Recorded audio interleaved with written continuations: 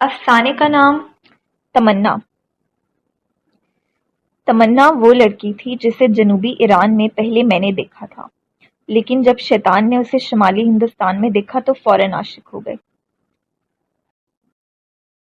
جب شیطان نے مجھے تار دے کر چاہ پر مدعو کیا تو میں سمجھ گیا کہ وہ کسی پر عاشق ہو گئے ہیں۔ ایسے موقعوں پر وہ ہمیشہ مجھے تار دے کر مدعو کیا کرتے ہیں۔ سپہر کو میں وہاں پہنچا۔ وہ حسب معمول مجھے اسٹیشن پر نہیں ملے۔ ان کے گھر پہنچ کر میں نے انہیں ہر جگہ ڈھونڈا سوائے اس جگہ کے جہاں وہ تھے۔ دیر کے بعد مجھے خیال آیا کہ چھت پر دیکھوں، کیونکہ عاشق ہونے کے بعد شیطان اکثر چھت پر ٹہلا کرتے ہیں۔ اوپر پہنچ کر دیکھا کہ وہ فرش پر بیٹھے ہیں۔ غالباً اس کی ایک وجہ یہ بھی تھی کہ وہاں بیٹھنے کے لیے کوئی اور چیز نہیں تھی۔ جب وہ اپنے عشق کی داستان سنا رہے تھے تو میں خاموش بیٹھا اخبار پڑھ رہا تھا۔ میرے خیال میں ان کی یہ حرکت بالکل فضول تھی اور ان کی باتوں کا نہ سر تھا نہ پیر، لیکن میں نے ان لطیف جذبات کا اظہار نہیں کیا۔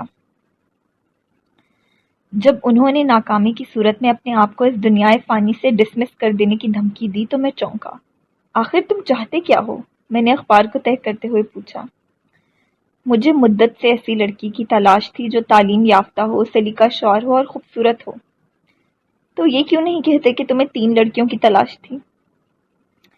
دفتن مجھے وہ لڑکی مل گئی۔ میں موٹر سائیکل پر جا رہا تھا، رستے میں اس کی پشت دیکھی جو بلا شبہ دنیا کی حسین ترین پشت تھی۔ میں نے قریب جا کر لفٹ کے لیے پوچھا اور کہا کہ میں آپ ہی کے رستے جا رہا ہوں۔ اس نے میری طرف دیکھا اور میں غش کھاتے کھاتے بچا۔ پھر میں نے کہا کہ میں اس جگہ پر اجنبی ہوں، کیا آپ اپنے مکان تک میری رہنمائی کر دیں گی؟ اس نے اپنے گھر کا مفصل پتہ بتا دیا اور بولی، خبردار جو میرا تعاقب کیا ہے تو۔ اس کے بعد جو ہوا وہ اس شعر سے ظاہر ہے: از بالوں پر غبار تمنا فشر دائم بر شاخ گل گران نہ بود آشیاں ماں۔ انہوں نے یہ شعر بالکل بے موقع پڑھا تھا۔ غالباً انہیں اس کے معنی بھی نہیں آتے تھے، محض اس لیے پڑھ دیا کہ فارسی کا شعر تھا اور اس میں تمنا کا ذکر تھا۔ انہوں نے مجھے تمنا کی تصویریں دکھائیں۔ میں نے بتایا کہ میں اسے واجبی طور پر جانتا ہوں اور وہ حسین ہرگز نہیں ہے۔ وہ حسین ضرور ہے اگر اسے خاص زاویے سے دیکھا جائے۔ اور وہ زاویہ کون سا ہے؟ اس کے صرف چند پوز اچھے نہیں آتے، ایک سامنے کا، ایک سائڈ کا اور ایک ترچھے رخ سے لیا ہوا، بس ان کے علاوہ باقی سب پوز نہایت حسین آتے ہیں۔ اتنے میں ایک بزرگ تشریف لے آئے جو پولیس میں ملازم تھے۔ انہوں نے اپنے تھانے کے بڑے دروازے پر خوش آمدید لکھ رکھا تھا، اور کبھی تھانے میں تشریف لائیے ان کا تکیہ کلام تھا۔ ان کے آنے پر موضوع بدل گیا اور خانگی قسم کی گفتگو شروع ہو گئی۔ ملٹن، گاربو اور شیکسپیئر کا ذکر چھڑ گیا۔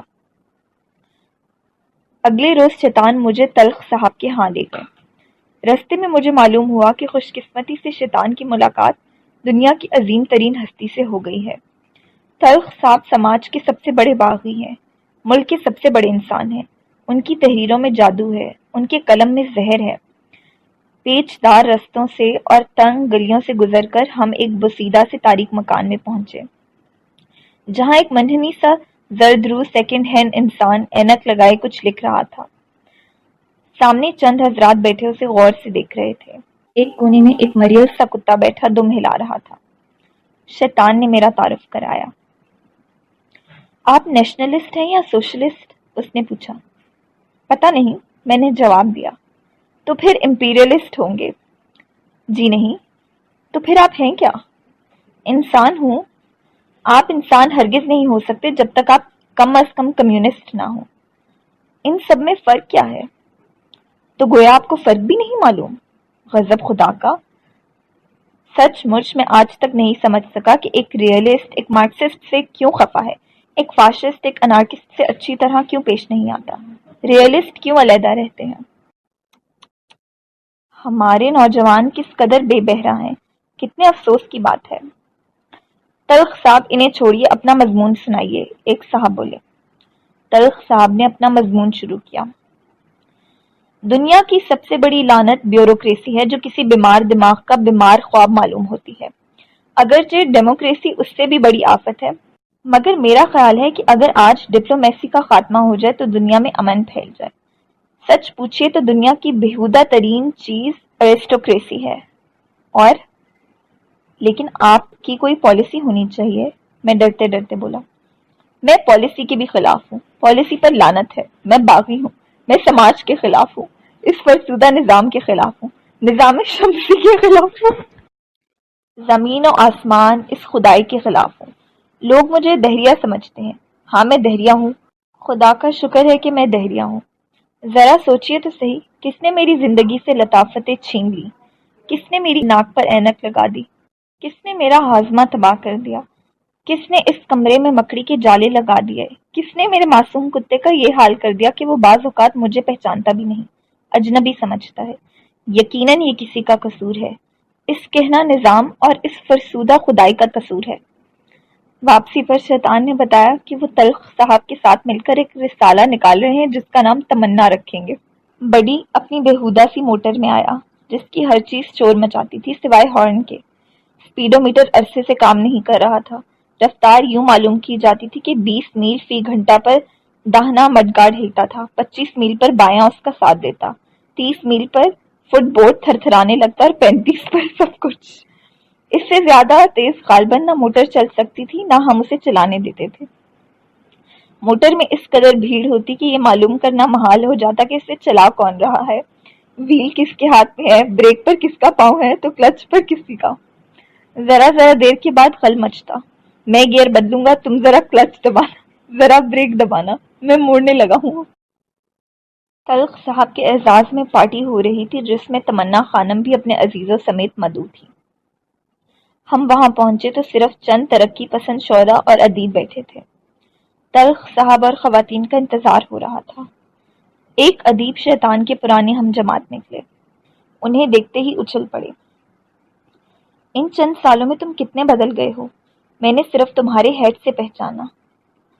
یہ ہیڈ بڑا دیر پا اور مضبوط ہے، کئی مرتبہ کھویا گیا، بدلا گیا، ضائع ہو گیا، پھر بھی ویسے کا ویسا رہا، شیطان نے بتایا۔ رسالے کی باتیں ہونے لگی۔ شیطان بولے، رسالے کے سرور پر یہ ضرور لکھا جائے، بیادگار تمنا خانم۔ میں نے انہیں بتایا کہ بیادگار تو تب لکھتے ہیں جب کسی کا انتقال ہو جائے، تو پھر زیر سرپرستی تمنا خانم لکھا جائے۔ اس سے بزرگی ٹپکتی ہے، یوں معلوم ہوتا ہے جیسے تمنا خانم 60-70 برس کی ہوں۔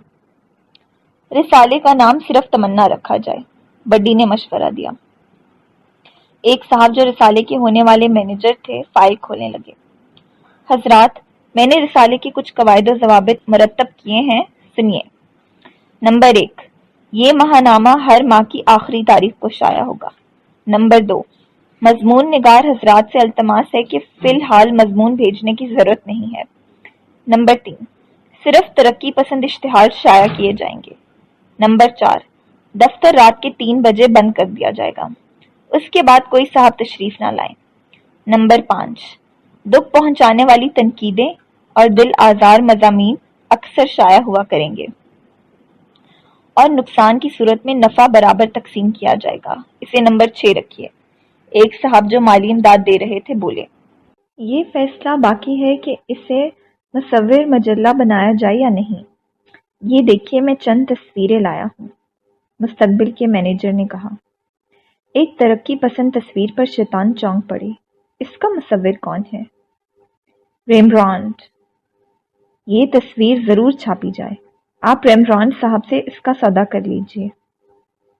ان کا تو انتقال ہو چکا ہے۔ اوفو، انا للہ و انا الیہ راجعون۔ بات یہ ہے کہ میں ان دنوں اخبار نہیں پڑھتا۔ ان کے انتقال کو تو مدتیں گزر چکی ہیں، کسی نے بتایا۔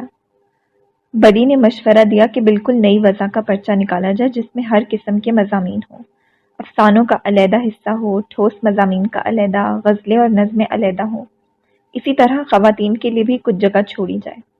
سب نے اس تجویز کو پسند کیا۔ طے ہوا کہ ہر حصے کا علیحدہ ایڈیٹر مقرر ہو، جیسے امریکن رسالوں میں ہوتا ہے۔ اس پر امریکہ کی باتیں ہونے لگی۔ ایک بزرگ بڑی سے بولے، بھائی تمہاری فلموں سے تو یوں معلوم ہوتا ہے کہ وہاں یا تو کاؤبوائے ہوتے ہیں یا گینگسٹر۔ ہمارے ہاں بھی آپ کے ملک کے متعلق طرح طرح کی الٹی سیدھی باتیں مشہور ہیں کہ یہاں یا تو راجے مہاراجے رہتے ہیں یا سادھو اور فقیر۔ لوگ اڑن کھٹولوں پر سفر کرتے ہیں اور ہر وقت بین بجاتے ہیں۔ ہاتھی، شیر، چیتے، گلیوں میں چہل قدمی کرتے ہیں۔ میں خود اس علاقے میں آنے سے پہلے صرف 2 ہندوستانیوں کو جانتا تھا، مہاتما گاندھی کو اور فلم سٹار سبو کو۔ کیا واقعی یہاں حرم ہوتے ہیں اور لوگ کئی کئی بیویاں رکھتے ہیں؟ آپ کے ہاں ایک معمولی حیثیت کا شخص کتنی بیویاں رکھ سکتا ہے؟ ایک، وہ بھی بڑی مشکل سے۔ یہاں تو پھر بھی مقابلتاً غربت ہے۔ آپ خود شادی شدہ ہوں گے، آپ کو تجربہ ہوگا۔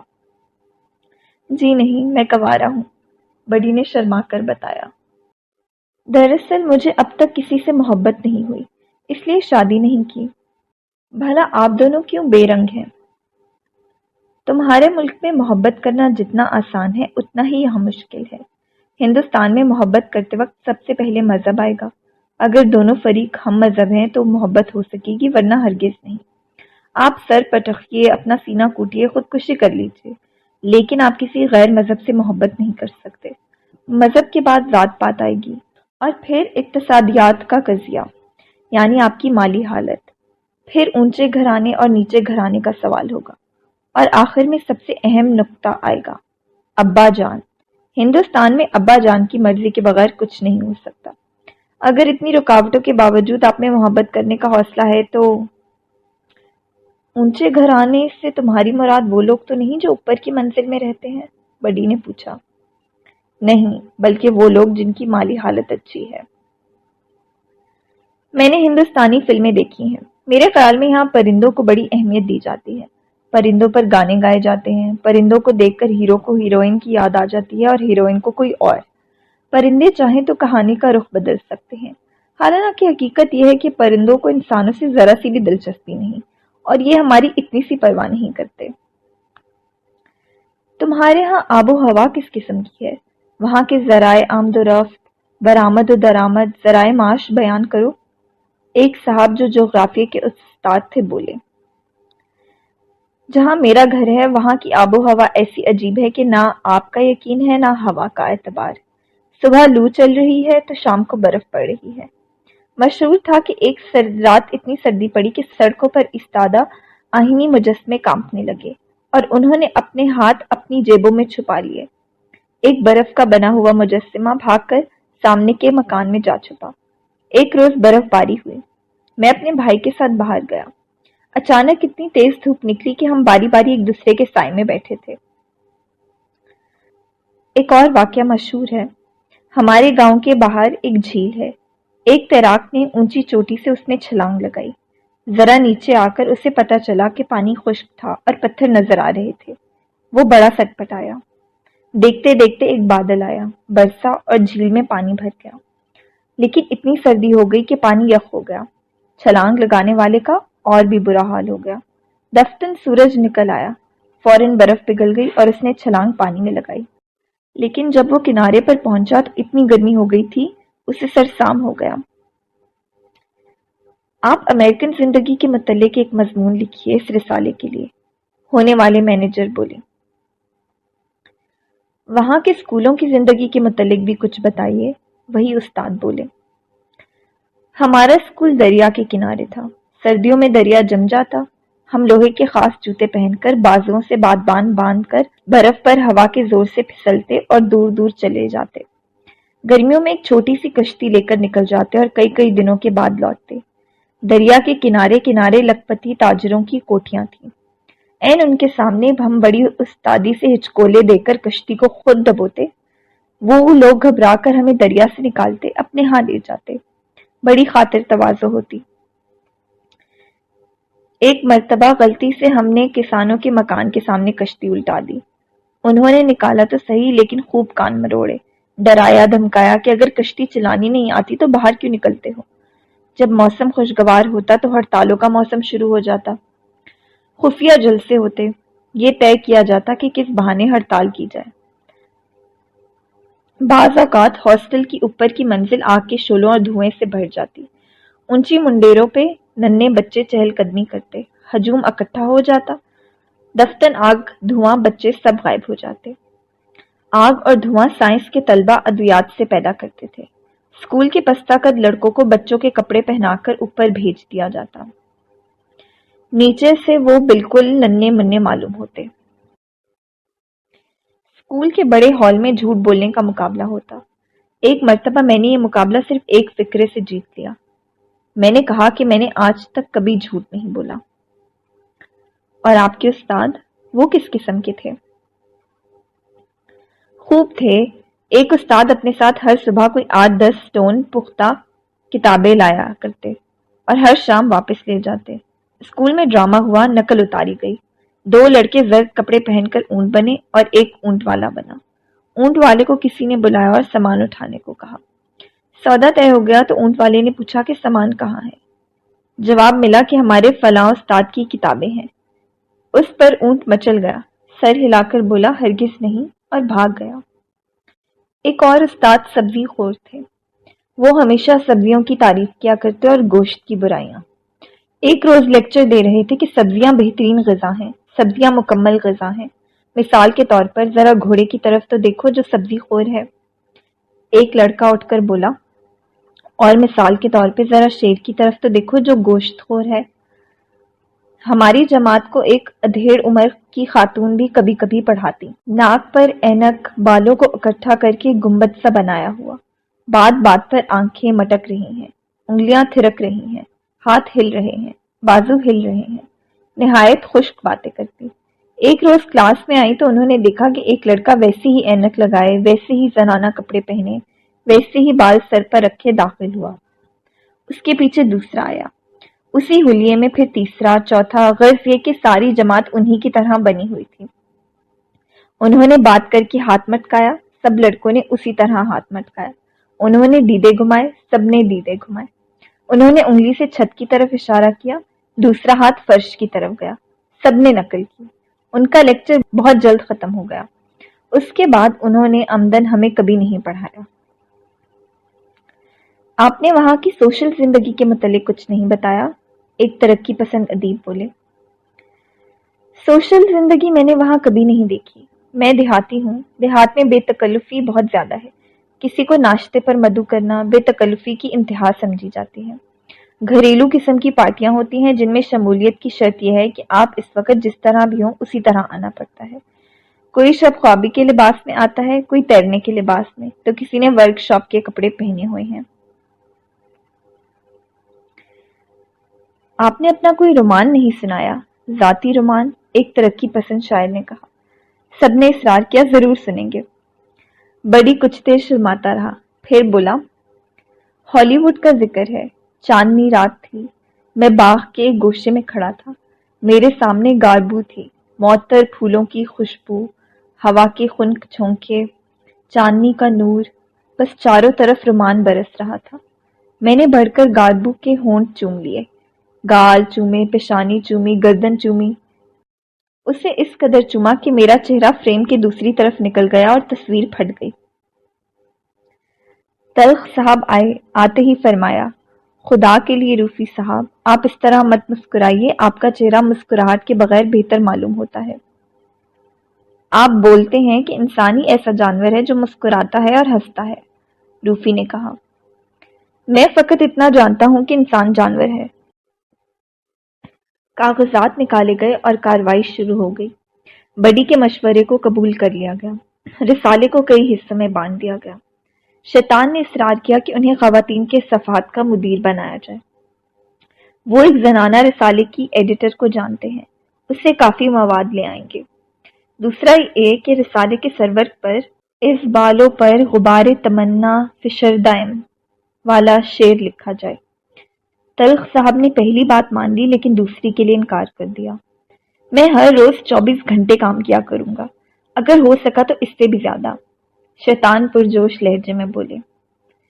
یہ سب کام آپ حضرات کے ذمہ ہے، ورنہ میں تو بے حد مصروف انسان ہوں، یہاں تک کہ جب موت کا فرشتہ آیا تو اسے بھی یہی کہوں گا کہ 10 منٹ کے بعد آنا۔ تلخ صاحب نے اپنا تھیلا اٹھایا اور چلے گئے۔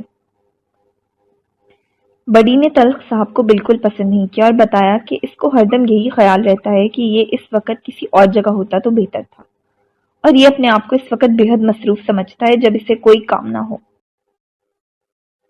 تمنا خانم آئیں مگر بڑی دیر کے بعد، ان کے ساتھ اور خواتین بھی تھیں۔ چائے دوبارہ شروع ہوئی۔ بڑی ہمیشہ خواتین کے نزدیک بیٹھا کرتا، کہتا کہ خوشبوؤں کا لطف آتا ہے۔ تمنا سے میرا تعارف کرایا۔ اس نے فوراً کہا، میں نے آپ کو پہلے کئی مرتبہ دیکھا ہے، تب آپ کے ساتھ ایک لڑکی بھی ہوا کرتی تھی۔ اس کی نیلگوں آنکھیں تھی اور بال سنہری۔ اس کا لباس شوخ ہوتا تھا اور جوتے ہمیشہ نئے فیشن کے۔ کانوں میں عموماً لمبے تلائی بندے ہوتے اور گلے میں جڑاؤ ہار۔ آپ اسے جانتی ہیں؟ میں نے پوچھا۔ جی نہیں، میں نے تو اس سے کبھی بات تک نہیں کی۔ شیطان تمنا کو ایک طرف لے گئے۔ اور تم نے مجھ سے کچھ نہیں کہا؟ مجھے دیکھ کر تمہیں مسرت ہوئی، افسوس ہوا یا کیا ہوا؟ تمہیں دیکھ کر مجھے مسرت ہوئی، افسوس ہوا یا کیا ہوا؟ تمنا بولی۔ آہ ایران، میرے خوابوں کی سرزمین، جہاں لوگ پہاڑوں پر قالین بچھا کر پھول سونگھتے ہیں اور مرتبانوں میں چائے پیتے ہیں، جہاں کا ایگریکلچر دنیا کے قدیم ترین کلچروں میں سے ہے، جہاں کا بیوٹی کلچر بہترین ہے، جہاں کلچر ہی کلچر ہے۔ اچھا، میں آپ سے کل ملوں گی، خدا حافظ۔ تم مجھ سے ابھی کیوں نہیں ملتی؟ کاش کہ تم میرے جذبات کا اندازہ لگا سکتی۔ تمہارے لیے میرے دل میں کس قسم کے جذبات ہیں، کاش کہ میں بتا سکتا۔ شیطان نے دفتر ایک گھٹنا زمین پر ٹیک دیا اور ایک ہاتھ ہوا میں بلند کیا، لیکن شاید وہ پھسل گئے۔ انہوں نے کلا بازی سی کھائی، ایک ٹہنی پکڑ کر اٹھے اور ہوا میں جھول گئے۔ سمجھ لو کہ کچھ اس قسم کے جذبات ہیں۔ مگر آپ مجھے صرف 3 ہفتوں سے جانتے ہیں۔ یہ صرف 3 ہفتے نہیں ہیں، اس عرصے میں ہم 10-10 گھنٹے روزانہ ملتے رہے ہیں، یعنی ہم نے تقریباً 200 گھنٹے اکٹھے گزارے ہیں۔ ویسے عام طور پر محبت کرنے والے ہفتے میں 2 یا 3 مرتبہ مل سکتے ہیں، وہ بھی صرف 1 آدھ گھنٹے کے لیے۔ پھر لوگوں کی مداخلت بھی ہوتی ہے اور کبھی کبھی موسم بھی اچھا نہیں ہوتا۔ ان 3 ہفتوں میں موسم بھی خوشگوار رہا ہے اور لوگوں نے بھی تنگ نہیں کیا۔ لہٰذا اس صورت میں جب کہ محبوب شروع میں فی ہفتہ 3 گھنٹے کے لیے مل سکتے ہوں، تو میں حساب کی روز سے تمہیں 70 ہفتوں سے جانتا ہوں، یعنی تقریباً 1.5 سال سے۔ خدا کے لیے آپ یوں مت مسکرائیے۔ مجھے ایران بہت پسند ہے۔ میرے ایک دوست کے بزرگ ایران سے آئے تھے۔ میں پھر وہیں واپس جانا چاہتا ہوں، قالینوں اور مرتبانوں کی سرزمین، جہاں صبح سے شام تک چائے پی جاتی ہے اور فارسی بولی جاتی ہے۔ آہ ایران! جس صحت افزا مقام پر شیطان چھٹیاں گزارنے آئے تھے، اس کے متعلق لوگوں کی یہ رائے تھی کہ وہ سطح سمندر سے کئی ہزار فٹ نیچے ہے۔ وہاں گرمیوں میں تو کیا، سردیوں میں بھی سردی نہیں ہوتی تھی۔ 1 سال پہلے شیطان کرسمس کی چھٹیوں میں وہیں آئے تھے۔ ایک ہوٹل میں ٹھہرے اور مینیجر سے کہا، میں یہاں سردیاں گزارنے آیا ہوں۔ مجھے افسوس ہے، ہمارے ہاں سردیاں نہیں ہوتی، جواب ملا۔ اس مرتبہ پھر اسی ہوٹل میں ٹھہرے جو بالکل اسٹیشن کے ساتھ تھا۔ انجنوں کا شور، متواتر سیٹیوں کی آوازیں، آتی جاتی ٹرینوں کی گڑگڑاہٹ۔ شیطان نے رات کو کھڑکی سے جھانک کر مینیجر سے پوچھا، کیوں قبلہ، یہ ہوٹل اگلے اسٹیشن کتنے بجے پہنچے گا؟ ہوٹل مہنگا بھی بہت تھا، خواہ بات بات پر چارج کر لیتے تھے۔ ایک روز ہم مینیجر سے باتیں کر رہے تھے کہ ایک شخص نے چھینک ماری۔ شیطان فوراً بولے، حضرت یہاں چھینک مت ماریے ورنہ یہ لوگ آپ کو چارج کر لیں گے۔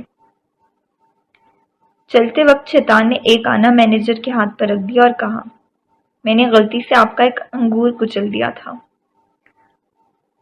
چند دنوں میں تنگ آ گئے، ہوٹل چھوڑ کر ایک مکان کرائے پر لیا۔ میں اور بڑی ہر سینیچر کو شیطان سے ملنے جاتے اور اتوار کی شام کو لوٹ آتے۔ شیطان ناشتے پر سکنج بین کے ساتھ ٹوسٹ کھاتے۔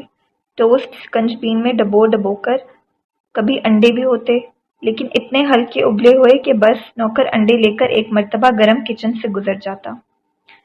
کہیں باہر جاتے تو بچوں کی دودھ کی بوتل بھر کر ساتھ لے جاتے، اسے یوں چوستے جیسے سگار پی رہے ہوں۔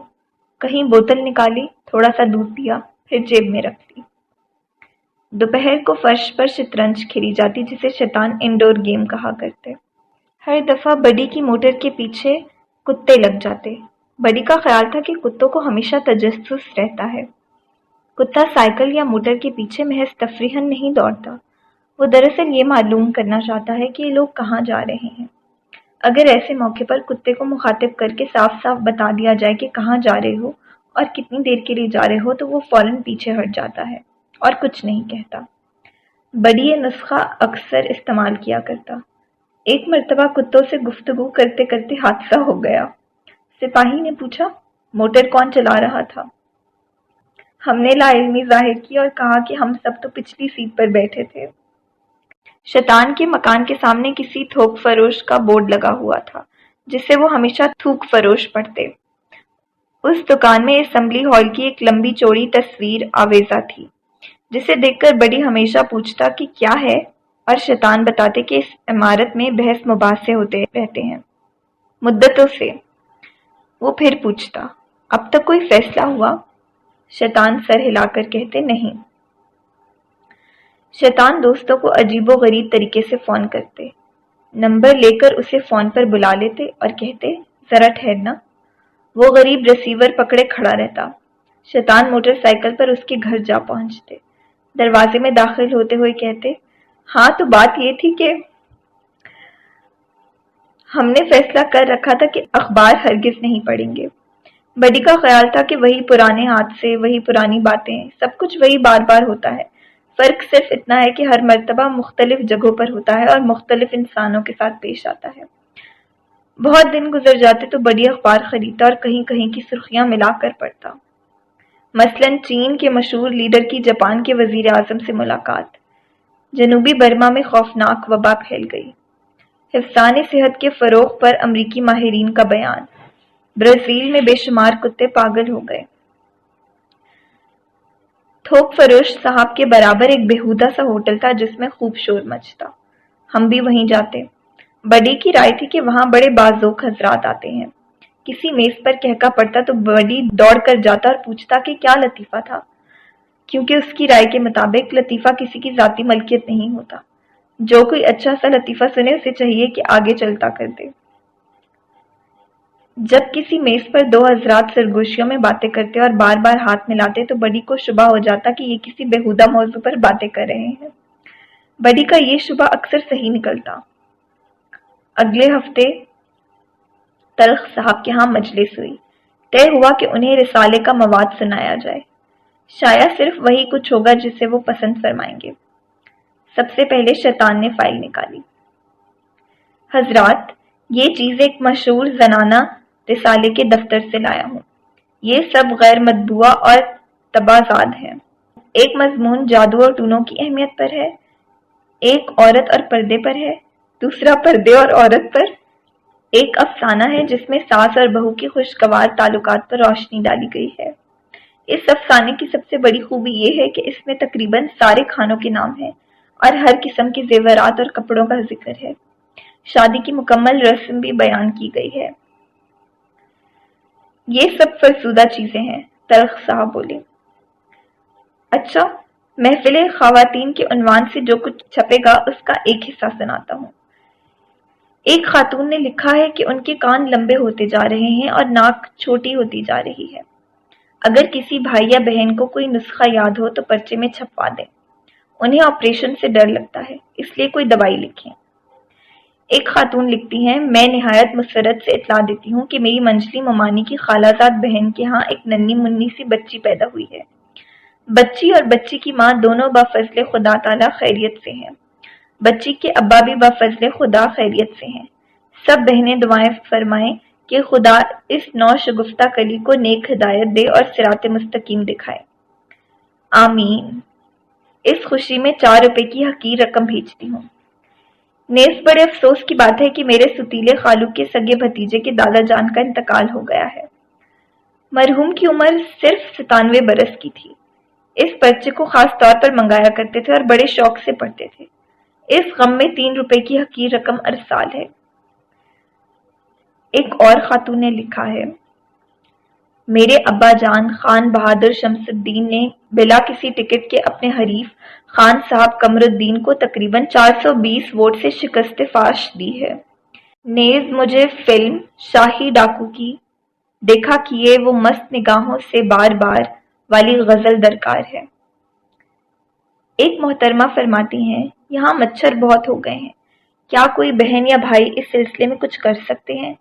नेज मुझे जलेबियां पकाने का बहुत शौक है। अगर किसी को कोई तरकीब मालूम हो तो बजरिया रसाला हजा मतला फरमाकर इंदल्ला माजूर हूँ। एक साहिबा ने लिखा है, मैं किस जुबान से खुदा ताला का शुक्रिया अदा करूं کہ اس نے ہم سب کی دعائیں سنی اور ہمارے چھوٹے بھائی کی منگنی خان بہادر قلندر بخت صاحب کی 11ویں صاحبزادی سے ہو گئی ہے۔ نیز مجھے وہ گیت درکار ہے جس کے شروع کے بول ہیں، ابھی تو میں جوان ہوں۔ سب فرسودہ ہے۔ 2 اشتہار بھی ہیں۔ ایک استانی صاحبہ کا بیگ کھولا گیا ہے، وہ لکھتی ہیں، پچھلے ہفتے میں سنیما سے تانگے میں آ رہی تھی۔ مجھے سنیما کا اتنا شوق تو نہیں ہے، بس کبھی کبھی چلی جاتی ہوں۔ ہوا تیز چل رہی تھی اور میں نے اینک نہیں لگا رکھی تھی۔ میری نگاہ کمزور نہیں ہے، بس یوں ہی شوقیہ لگا لیتی ہوں۔ میں نے اینک کے لیے بیگ کھولنا چاہا کیونکہ بیگ میں صرف اینک رکھی تھی، میک اپ کی چیزیں نہیں تھیں۔ میں میک اپ نہیں کرتی۔ یہ اشتہار ترقی پسند نہیں ہے۔ دوسرا اشتہار ایک عامل بزرگ نے دیا ہے، ایک تعویذ کے لیے جو دفع شریعت اور بلیات ہے۔ دفع بلیات ہو یا دفع کتیات شائع نہیں ہوگا۔ میں زنانہ چیزیں شامل کرنے کے خلاف ہوں۔ میں ایک جدید نظم سناتا ہوں۔ ایک ترقی پسند شاعر نے سب کو ایک ایک کاغذ دیا جس پر نظم لکھی ہوئی تھی۔ سنیے نظم کا عنوان، اٹھ میری جان۔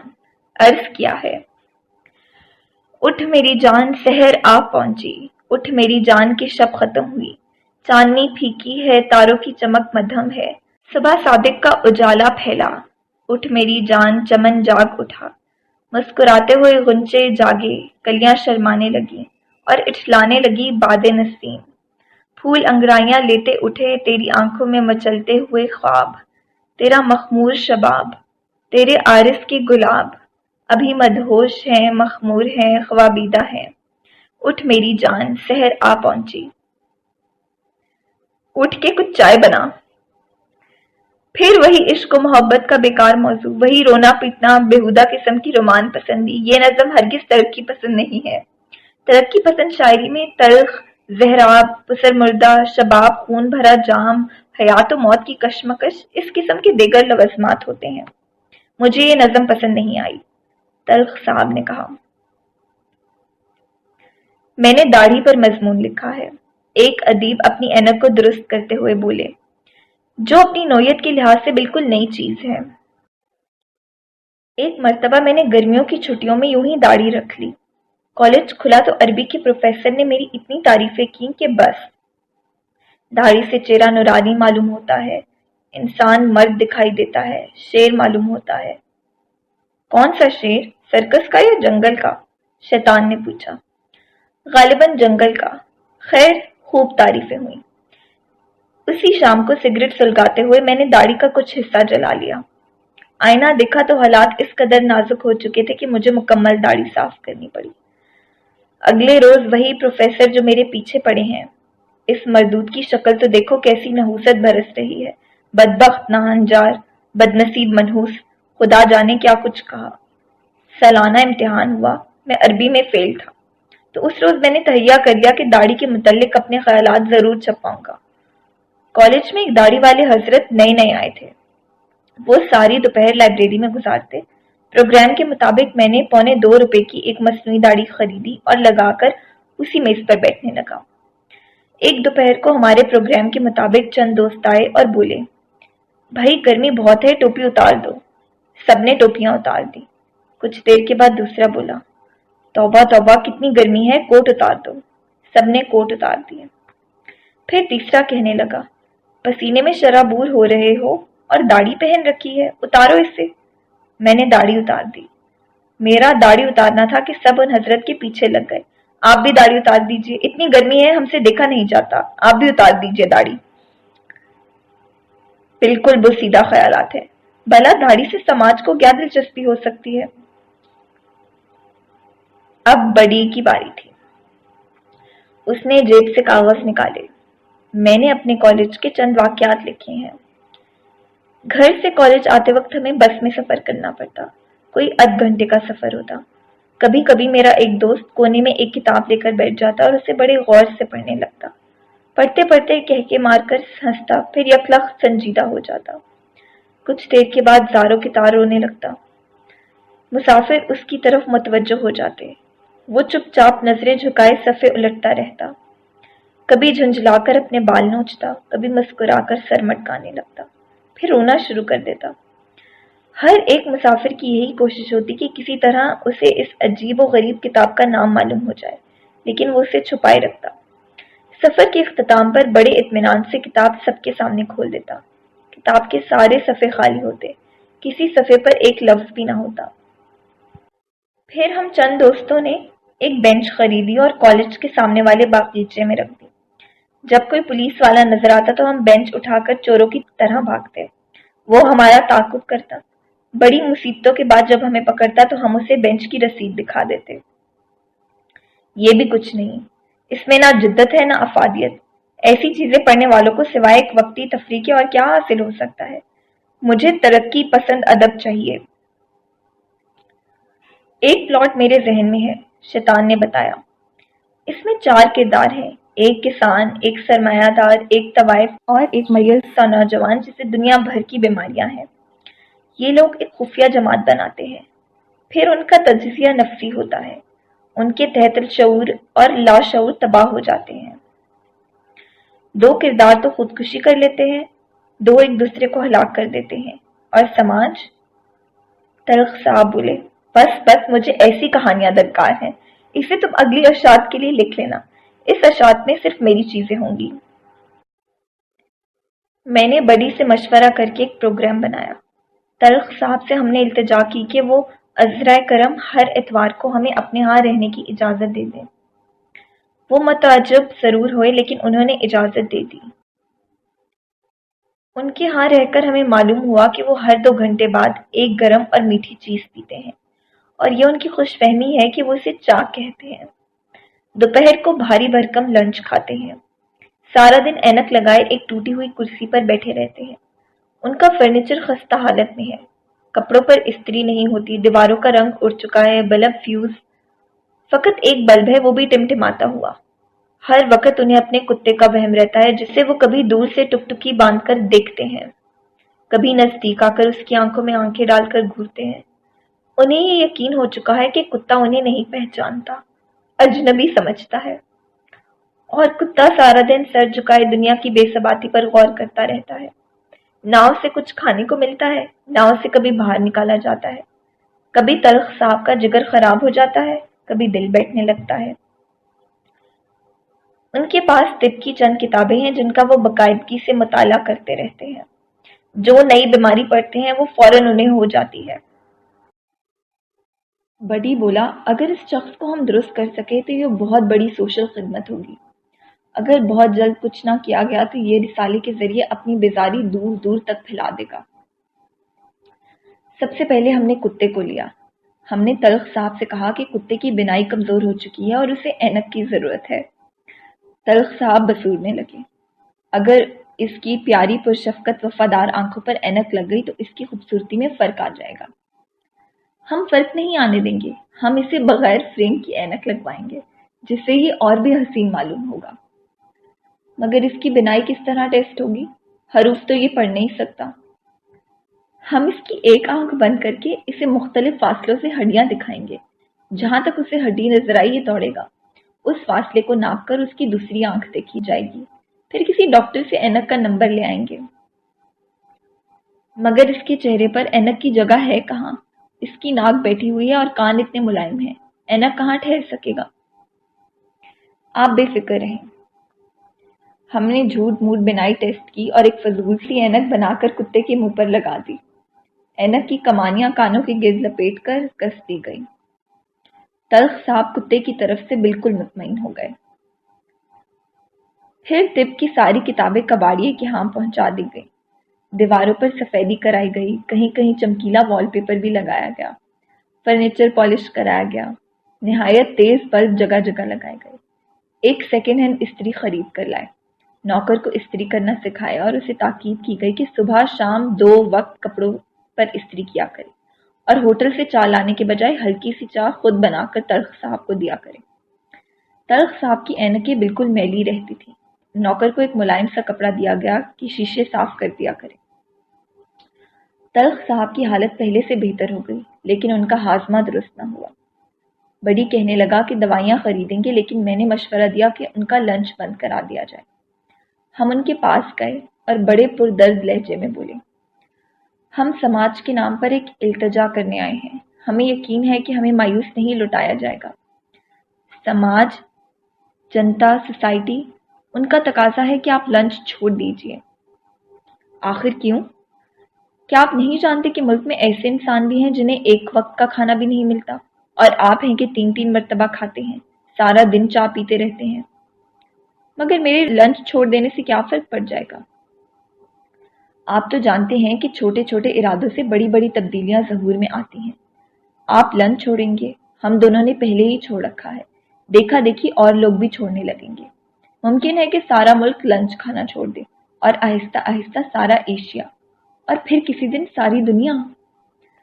تلخ صاحب مان گئے۔ شیطان کا خیال تھا کہ پہلے پرچے کے ساتھ ہی تمنا خانم کا نام جاویدہ ہو جائے گا۔ ادھر تمنا کی بے رخی بڑھتی جا رہی تھی۔ شیطان ہر روز اسے ملنے جاتے، ایک اور لڑکی کے متعلق مشورہ لینے۔ تمنا کو بتا دے کہ آج اس لڑکی نے یہ کہا ہے، پھر پوچھتے مجھے بتاؤ کہ میں اسے کیا کہوں۔ اگلے روز جا کر سناتے کہ میرے یہ کہنے پر اس لڑکی نے یوں کہا، میں نے یہ کہا تو وہ یہ بولی، اب بتاؤ میں اسے کیا کہوں۔ کچھ روز تو یوں ہوتا رہا۔ پھر ایک روز تمنا نے صاف صاف کہہ دیا کہ میں اچھی طرح جانتی ہوں کہ لڑکی وڑکی کوئی بھی نہیں ہے، یہ مجھ سے ملنے کا بہانہ ہے۔ شیطان بولے، تمہارا قیاس درست ہے، لیکن میں کروں بھی تو کیا کروں؟ اول تو تم ملتی نہیں، جب کبھی ملتی ہو تو سپہر کو ملتی ہو۔ بھلا گرمیوں کی سپہر کو میں تمہیں کیوں کر اپنے اوپر عاشق کرا سکتا ہوں؟ کاش کہ ہم ایران میں ملتے، سرو کے درختوں اور قالینوں کے انبار میں، مرتبانوں پر بیٹھ کر چائے پیتے۔ آہ ایران! میرے ایک بوڑھے دوست کی نانی اماں ایران کی ہیں۔ مجھے ان نانی اماں سے لفظ نانی کافی ہے، اس میں اماں لگانے کی کیا ضرورت ہے؟ اور پھر یہ آپ بار بار ایران کا ذکر کیوں لے بیٹھتے ہیں؟ سچ پوچھئے تو ایران مجھے خود پسند نہیں ہے۔ مگر ایران تو بہتر ہوگا کہ آپ ایران کا ذکر بالکل نہ کریں۔ لیکن پہلے ہی آپ کے احسانات کافی ہیں، آپ نے جو کچھ کیا ہے اس کے لیے شکریہ۔ مگر میں نے تو ابھی تک کچھ بھی نہیں کیا، مجھے معلوم نہ تھا کہ ایرانی ایسے ہوتے ہیں۔ خدا کے لیے آپ آئندہ مجھ سے کسی قسم کی گفتگو مت کیجیے۔ بہت بہتر۔ شیطان اپنا ہیٹ اٹھا کر بولے، جو کچھ ہوا اس کا مجھے افسوس ہے، لیکن جو کچھ نہ ہو سکا اس کا تو بہت ہی زیادہ افسوس ہے۔ اسی شام کیفے میں چائے پیتے وقت بڑی کے لیے فون آیا۔ ہم کان اس طرف کر کے سننے لگے۔ بڑی کسی خاتون سے گفتگو کر رہا تھا۔ جی ہاں، یہ میں ہی ہوں۔ جی نہیں، یہاں نہ تلخ صاحب ہے نہ روفی میاں۔ آپ بتائیے۔ اف، یہ آپ کیا کہہ رہی ہیں؟ آپ کو روفی سے نفرت ہے؟ میں انہیں بتا دوں؟ نہیں، معاف کیجیے، مجھ سے یہ نہیں ہو سکے گا۔ تلخ صاحب آپ کو ملے تھے؟ وہ ہر روز آپ سے ملتے ہیں؟ کیا کہا؟ آپ کو وہ اچھے لگتے ہیں؟ آپ ایک دوسرے سے محبت کرتے ہیں؟ جی نہیں، وہ حسین ہرگز نہیں ہے، آپ نے انہیں غور سے نہیں دیکھا۔ آپ تلخ صاحب سے شادی کرنے والی ہیں؟ بڑی خوشی کی بات ہے۔ اچھا تمنا خانم، آداب عرض۔ اسی قسم کے فون 2-3 مرتبہ اور آئے۔ اس کے بعد بہت کچھ ہوا۔ رسالے کی اشاعت التوا میں پڑ گئی۔ شیطان اور تلخ صاحب کی دوستی ختم ہو گئی۔ جو صاحب رسالے کو مالی امداد پہنچانے والے تھے وہ کہیں غائب ہو گئے۔ تمنا کا ذکر کم ہوتے ہوتے بالکل ختم ہو گیا۔ تلخ صاحب کے کمروں میں روشنی ہونے لگی، ان کا کتا انہیں پہچاننے لگا، اور ان کی صحت بہتر ہوتی گئی۔ بڑی کا تبادلہ ہو گیا، شیطان کا کالج کھل گیا، میں نے بھی تبادلہ کرا لیا، اور ہم سب تمنا کو بھول گئے، لڑکی کو بھی اور رسالے کو بھی۔ ہم ایک ہوٹل کے بڑے کمرے میں بیٹھے تھے۔ رات کے کھانے کے بعد کافی کا دور چل رہا تھا۔ ہمیں ایک فلک شگاف کہکا سنائی دیا۔ مڑ کر دیکھا تو ایک موٹا تازہ تندرست شخص ہنس رہا تھا۔ یوں ہی وہم سا ہوا۔ ہم نے بیڑے کو بھیج کر ان صاحب سے پوچھا کہ ان کا اسم شریف تلخ صاحب تو نہیں ہے؟ بیڑے نے آ کر بتایا کہ تلخ صاحب ان کا پرانا اسم شریف تھا، اب انہیں مسرور صاحب کہا جاتا ہے۔ مسرور صاحب نے ہمیں دیکھا تو ہنستے ہوئے آئے اور ہم سے لپٹ لپٹ کر ملے۔ انہوں نے بتایا کہ آج کل وہ بزنس کرتے ہیں اور کافی امیر ہو گئے ہیں۔ ہم نے مضمون نگاری کے متعلق دریافت کیا۔ بولے، میں تم دونوں کا احسان عمر بھر نہیں بھولوں گا۔ جب سے میں نے لنچ چھوڑا ہے میرا ہاضمہ درست ہو گیا ہے۔ اس کے ساتھ ہی مضمون نگاری کی شکایت بھی جاتی رہی۔ اب خدا کے فضل سے بالکل درست ہوں اور مجھے کوئی بیماری نہیں رہی۔ اور ہاں، وہ ماہنامہ تمنا کا سائن بورڈ میرے ہاں پڑا ہے۔ اپنا پتہ بتا دو تو میں بھجوا دوں گا۔ یہ آپ نے کیا یاد دلا دیا؟ شیطان بولے۔ مجھے تمنا یاد آ گئی۔ گو اس نے میرے ساتھ اتنا اچھا سلوک نہیں کیا، پھر بھی میں نے اسے معاف کر دیا تھا۔ ایرانی واقعی ہم سے بالکل مختلف ہوتے ہیں۔ ان کی عادات، ان کے خیالات، ان کا رویہ سب اور طرح کے ہوتے ہیں، مگر مجھے ایران سے الفت ہے۔ میں یہاں ہوں لیکن میرا دل ایران میں ہے، ایران جو میری تمنا کا وطن ہے۔ لیکن وہ لڑکی ایرانی تو نہیں تھی؟ تلخ صاحب چونکے۔ سچ مچ؟ ہاں سچ مچ، وہ ایسی ہی ایرانی تھی جیسے تم روسی ہو یا میں چینی ہوں۔ تو پھر اس کے آباء و اجداد ایران سے آئے ہوں گے؟ اس کے آباء و اجداد ضرور آئے تھے لیکن ایران سے نہیں بلکہ شیخو پورہ سے۔ ویسے یہ لوگ تجارت کے سلسلے میں کبھی کبھی ایران۔ آپ کو شروع سے اس کا علم تھا؟ شیطان چمک کر بولے۔ ہاں، تو آپ نے مجھے پہلے کیوں نہیں بتایا؟ اور پھر جب آپ جانتے تھے کہ میں اس کی جانب ملتفت ہوں تو آپ کو اس پہ عاشق ہونے کی کیا ضرورت تھی؟ خیر، میں نے آپ کو معاف کیا۔ کون عاشق اور کس کا عاشق؟ تلخ صاحب نے کہا۔ میں تمنا پر کبھی عاشق نہیں ہوا۔ اگر دنیا میں طوفان آ جاتا اور طوفان کے بعد کرۂ ارض پر صرف میں اور تمنا رہ جاتے تب بھی میں اس پر عاشق نہ ہوتا۔ مگر یہ عاشق ہونے کی اڑائی کس میں تھی؟ بات دراصل یہ ہے، بڑی شرماتے ہوئے بولا، وہ جو ٹیلی فون پر باتیں ہوا کرتی تھی وہ سب بناوٹی تھی۔ تمنا نے مجھے کبھی فون نہیں کیا۔ میں اس سے روفی کی برائیاں بھی کرتا رہا ہوں، لیکن میں اس لیے کہ تو بڑی تم بھی ایسے نکلے۔ خیر جاؤ، میں نے تمہیں بھی معاف کیا، میں نے سب کو معاف کیا، لیکن وہ لڑکی خوب تھی۔ کیا مجال جو اس سے کوئی ایسی ویسی بات تو کر لے۔ بڑے سخت اصول تھے اس کے۔ ایک مرتبہ اتفاق سے میری انگلیاں اس کی انگلیوں سے چھو گئی، اس قدر خفا ہوئی کہ بس۔ لیکن اس رات تم، تلخ صاحب میری طرف مخاطب ہو کر بولے۔ میں نے جلدی سے ان کا پاؤں دبا دیا۔ اس رات کیا ہوا تھا؟ شیطان نے کڑک کر پوچھا۔ بتاؤ کیا ہوا تھا اس رات؟ بات یہ ہے روفی، نے سر جھکا کر بولا، ایرانیوں کے رسم و رواج تو تم جانتے ہی ہو۔ رخصت ہوتے وقت چومنے کا رواج۔ وہ ایرانی نہیں تھی، شیطان چلائے۔ خیر میں نے تمہیں بھی معاف کیا۔ خدایا تیرا لاکھ لاکھ شکر ہے کہ تو نے مجھے ایسے مخلص اور جانثار دوست عطا فرمائے ہیں۔ میں ان کو معاف کرتا ہوں، یہ ناسمجھ ہیں، بے بہرا ہیں، یہ نہیں جانتے کہ یہ کیا کر رہے ہیں۔ میں نے ان کو معاف کیا، تو بھی معاف فرما۔ شیطان اٹھ کھڑے ہوئے اور ٹہلنے لگے۔ ٹہلتے ٹہلتے بالکنی میں جا کھڑے ہوئے۔ 14ویں کا چاند بالکل ان کے سر کے پیچھے تھا۔ چہرے پر عجب بے نیازی تھی جو سب کچھ ترج دینے والوں ہی کو نصیب ہوتی ہے۔ ان کے چہرے پر وہ نور تھا جو صرف کسی ولی اللہ کے چہرے پر آیا کرتا ہے، اور مستقل طور پر یا تھوڑے عرصے کے لیے۔ ان کے سر کے گرد چاند نورانی ہالہ بنائے ہوئے تھا، لیکن ہم یہی سوچ رہے تھے کہ ان کا چہرہ مسکراہٹ کے بغیر بہتر معلوم ہوتا ہے۔